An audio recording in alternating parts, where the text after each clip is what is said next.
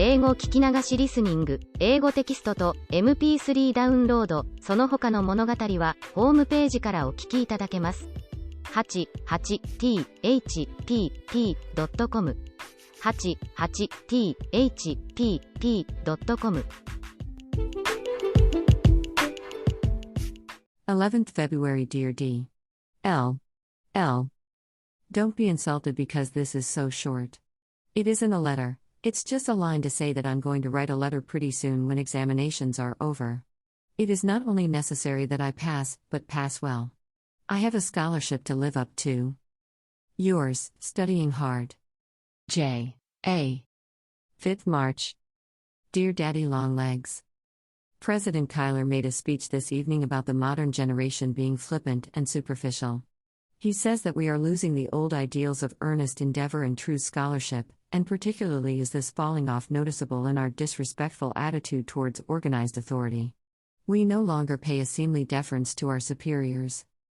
I came away from chapel very sober. Am I too familiar, Daddy? Ought I to treat you with more dignity and aloofness? Yes, I'm sure I ought. I'll begin again.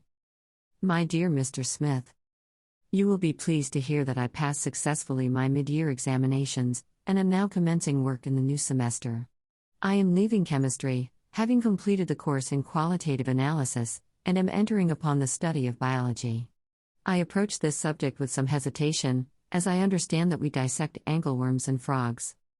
An extremely interesting and valuable lecture was given in the chapel last week upon Roman remains in southern France. I have never listened to a more illuminating exposition of the subject. We are reading Wordsworth's Tintern Abbey in connection with our course in English literature. What an exquisite work it is, and how adequately it embodies his conceptions of pantheism. The romantic movement of the early part of the last century, exemplified in the works of such poets as Shelley, Byron, Keats, and Wordsworth, appeals to me very much more than the classical period that preceded it. Speaking of poetry, have you ever read that charming little thing of Tennyson's called Locksley Hall? I am attending gymnasium very regularly of late. A proctor system has been devised, and failure to comply with the rules causes a great deal of inconvenience. The gymnasium is equipped with a very beautiful swimming tank of cement and marble, the gift of a former graduate. My roommate, Miss McBride, has given me her bathing suit. It shrank so that she can no longer wear it, and I am about to begin swimming lessons. We had delicious pink ice cream for dessert last night. Only vegetable dyes are used in coloring the food. The college is very much opposed, both from aesthetic and hygienic motives, to the use of aniline dyes. The weather of late has been ideal, bright sunshine and clouds interspersed with a few welcome snowstorms. I and my companions have enjoyed our walks to and from classes, particularly from. Trusting, my dear Mr. Smith, that this will find you in your usual good health. I remain most cordially yours, Jerusha Abbott. 24th April. Dear Daddy, spring has come again. You should see how lovely the campus is. I think you might come and look at it for yourself. Master Jervy dropped in again last Friday, but he chose a most unpropitious time, for Sally and Julia and I were just running to catch a train. And where do you think we were going? To Princeton, to attend a dance and a ball game, if you please. I didn't ask you if I might go, because I had a feeling that your secretary would say no. But it was entirely regular. We had leave of absence from college and Mrs. McBride chaperoned us. We had a charming time, but I shall have to omit details, they are too many and complicated. Saturday. Up before dawn. The night watchman called us, 6 of us, and we made coffee in a chafing dish, you never saw so many grounds, and walked 2 miles to the top of One Tree Hill to see the sun rise. We had to scramble up the last slope. The sun almost beat us. And perhaps you think we didn't bring back appetites to breakfast. Dear me, Daddy, I seem to have a very ejaculatory style today. This page is peppered with exclamations. I meant to have written a lot about the budding trees and the new cinder path in the athletic field, and the awful lesson we have in biology for tomorrow, and the new canoes on the lake, and Catherine Prentice who has pneumonia, and Prexy's Angora kitten that strayed from home and has been boarding in Ferguson Hall for 2 weeks until a chambermaid reported it, and about my 3 new dresses, white and pink and blue polka dots with a hat to match, but I am too sleepy. I am always making this an excuse, am I not? But a girls' college is a busy place and we do get tired by the end of the day. Particularly when the day begins at dawn. Affectionately, Judy. 15th May. Dear Daddy Longlegs.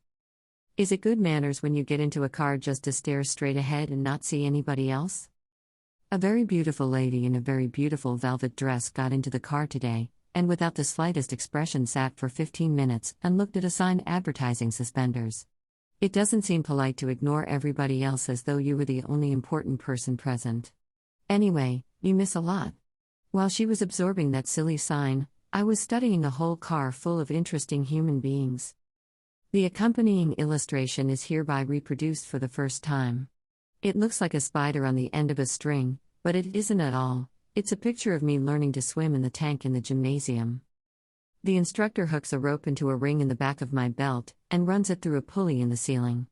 It would be a beautiful system if one had perfect confidence in the probity of one's instructor. I'm always afraid, though, that she will let the rope get slack, so I keep one anxious eye on her and swim with the other, and with this divided interest I do not make the progress that I otherwise might. Very miscellaneous weather we're having of late. It was raining when I commenced and now the sun is shining. Sally and I are going out to play tennis, thereby gaining exemption from gym. A week later. I should have finished this letter long ago, but I didn't. You don't mind, do you, Daddy, if I'm not very regular? I really do love to write to you. It gives me such a respectable feeling of having some family. Would you like me to tell you something? You are not the only man to whom I write letters. There are 2 others. I have been receiving beautiful long letters this winter from Master Jervy, with typewritten envelopes so Julia won't recognize the writing. Did you ever hear anything so shocking? And every week or so a very scrawly epistle, usually on yellow tablet paper, arrives from Princeton. All of which I answer with businesslike promptness. So you see, I'm not so different from other girls, I get letters, too. Did I tell you that I have been elected a member of the Senior Dramatic Club? Very recherché organization. Only 75 members out of 1,000. Do you think as a consistent socialist that I ought to belong? What do you suppose is at present engaging my attention in sociology? I am writing, Figures Vu, a paper on the care of dependent children. The professor shuffled up his subjects and dealt them out promiscuously, and that fell to me. C'est drôle ce n'est pas? There goes the gong for dinner. I'll post this as I pass the box. Affectionately, J. 4th June. Dear Daddy. Very busy time, commencement in 10 days, examinations tomorrow, lots of studying, lots of packing, and the outdoor world so lovely that it hurts you to stay inside. But never mind, vacation's coming. Julia is going abroad this summer, it makes the 4th time. No doubt about it, Daddy, goods are not distributed evenly. Sally, as usual, goes to the Adirondacks. And what do you think I am going to do? You may have 3 guesses. Lock Willow? Wrong. The Adirondacks with Sally? Wrong. I'll never attempt that again. I was discouraged last year, can't you guess anything else?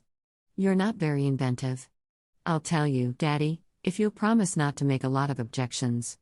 I warn your secretary in advance that my mind is made up. I'm going to spend the summer at the seaside with a Mrs. Charles Patterson and tutor her daughter who is to enter college in the autumn. I met her through the McBrides, and she is a very charming woman.